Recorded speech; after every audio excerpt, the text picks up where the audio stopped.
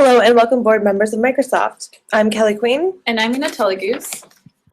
And today we will give you a brief overview of our history of Microsoft, our mission, vision, and values, our growth, our domain, organizational structure, a few business level strategies in our life cycle, and a few strengths, weaknesses, and opportunities that we have at Microsoft. And then we will conclude with our recommendations for you. We will begin with our company history, which Paul Allen and Bill Gates founded Microsoft, us, on April 4th, 1975 in Albuquerque, New Mexico. The company was originally created to sell and develop basic interpreters for Altair 8800. By 1983, Microsoft was going global with offices in Great Britain and Japan, and with 30% of the world's computers running on its software. At that time, we became the largest PC software computer based on global sales. In November 1985, Microsoft launched Windows. In March of 1986, we went public. Then in 1995, we launched Internet Explorer, where in May 2009, because Internet Explorer wasn't doing so well, we launched Bing in order to compete with Google. Then in February 2014, Satya Nadella became CEO. He was the third CEO in 39 years. Our mission is to empower every person and every organization on the planet to achieve more. Our vision is to create innovative technology that is accessible to everyone and that adapts to each person's needs. We value innovation, diversity and inclusion, corporate social responsibility, philanthropies, environment, and trustworthy computing.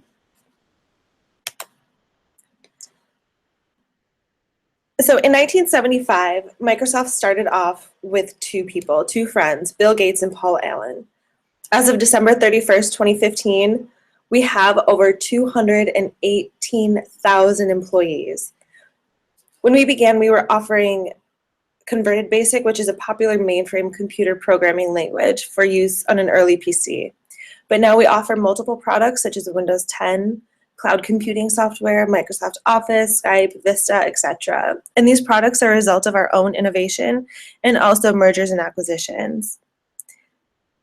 At the end of 1976, our revenue totaled $16,005.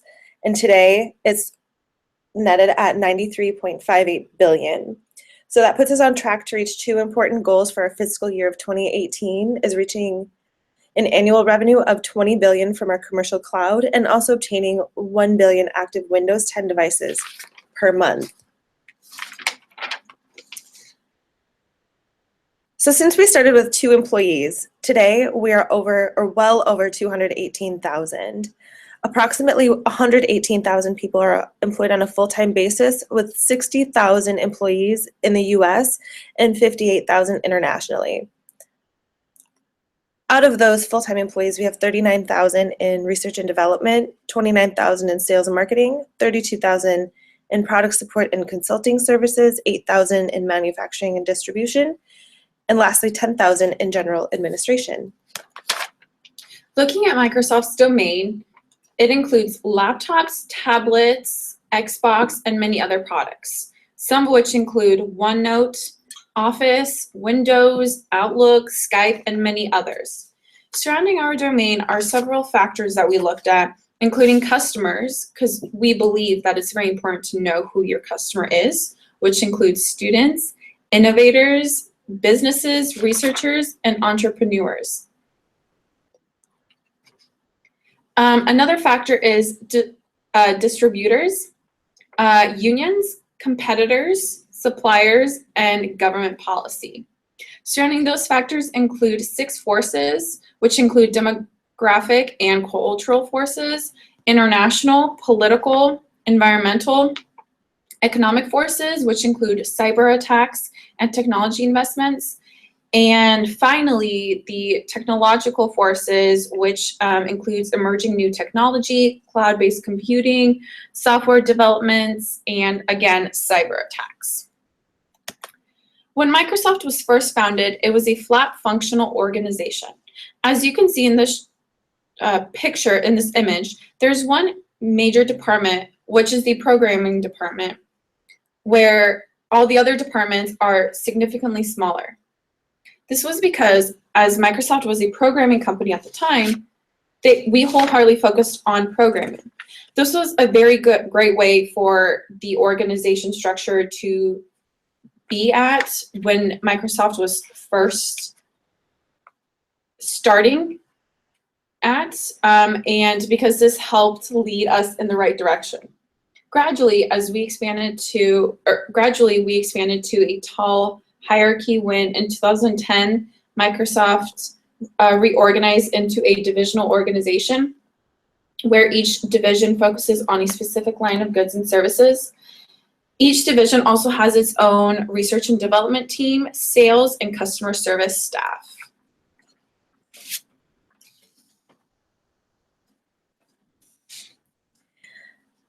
So moving on to the business level strategies, though Microsoft's principal business level strategy is differentiation, we offer the lowest possible prices to reach greater volumes.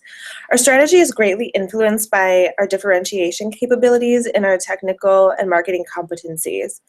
We're successful in pursuing this type of organizational strategy because we leverage innovation and with trustworthiness, and that our products are security oriented and are reliable, and at the same time sold at competitive prices.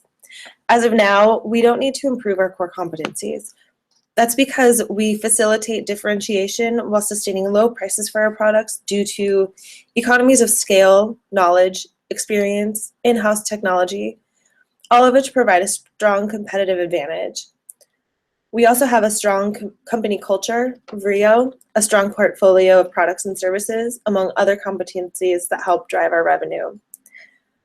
We largely pursue a long-term positioning strategy of differentiation, emphasizing branding, software design, quality service, and innovation, as well as a low-cost strategy, which emphasizes the economies of scale and reduction of input costs.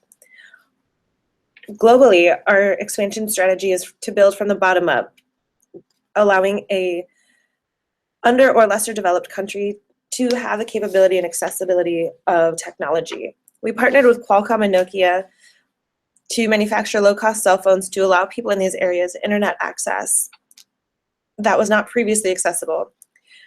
We're pushing boundaries and opening up markets that are unreachable through expensive telecommunication devices. We're striving to use a low-cost strategy in order to push mass retail out to make sales in the emerging markets and then focus on developing further technology to meet that demand. For this project, we use a global strategy with an integration structure to ensure low-cost materials and devices are added to the new markets which require integration structure before it can expand. So our business life cycle. We believe that Microsoft is to be in the maturity stage as depicted by this logo in the graph, but also note that it's close to the decline stage. It's close to growth, or it's in the growth because Microsoft has success in our software applications, our cloud computing, and humanitarian expansions. However, we're still facing an organizational isomorphism, which is the process in which organizations in a population become more alike or similar to another, and due to the fact that technology is constantly changing.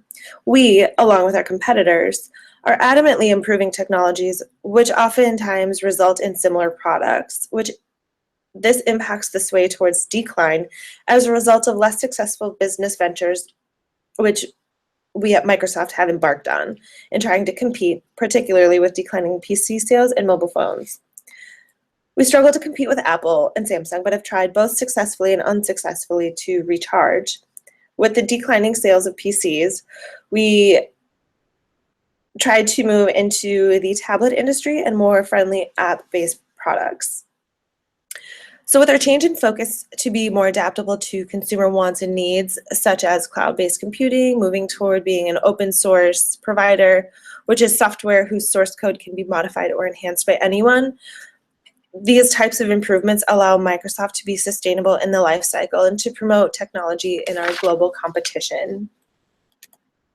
Our company has many strengths, beginning with brand reputation. we are known to be the 5th most valuable brand in the world. With brand reputation, this can lead to higher sales and greater market share.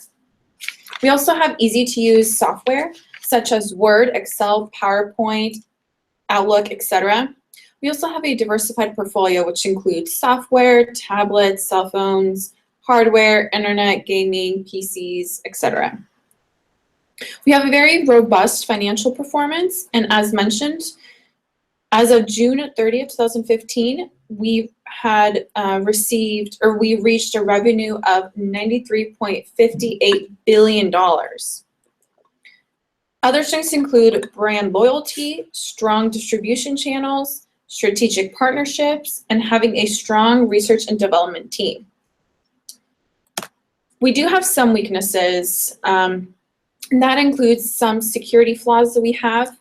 We're also in a mature, or our PC is in a very mature market. It's only recently that we entered into the mobile technology sector, but we still heavily depend on our OS and software sales for standalone and laptop computers. The market for these products has matured, and Microsoft will find it harder to grow revenues in these sectors. We are a giant software corporation, but we don't produce our own hardware. And we depend heavily on computer hardware manufacturers to develop products that run Windows OS. Another weakness of ours is that we are slow to innovate.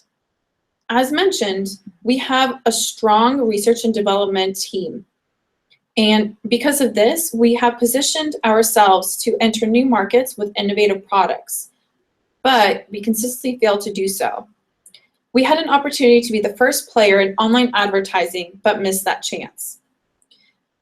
Our entry into the mobile OS, or our entry of mobile OS was also too late, while Google and Apple captured the market share. Finally, poor acquisitions and investments have led to us spending multi-billion dollars acquiring companies such as Massive, Link Exchange, Web TV, and many others. But unfortunately, these companies have shut down or were divested soon after our acquisition. We do have some really great opportunities to help us from declining in our life cycle. This includes cloud-based services. We can expand our range of cloud services and software as the demand for cloud-based services is expanding. We could also grow through acquisitions because we have a huge reserve of cash, and we are able to, and we can start acquiring new startups that could bring new technology, skills, and competences to our business. We can also enter into the mobile device industry because smartphones and the tablet market are continuing to grow steadily over the next few years, and we could exploit this opportunity by introducing more of our own tablets and a new company phone. Lastly, mobile advertising markets are expected to grow in double digits over the next few years, and we have a great opportunity to tap into these markets with our mobile OS.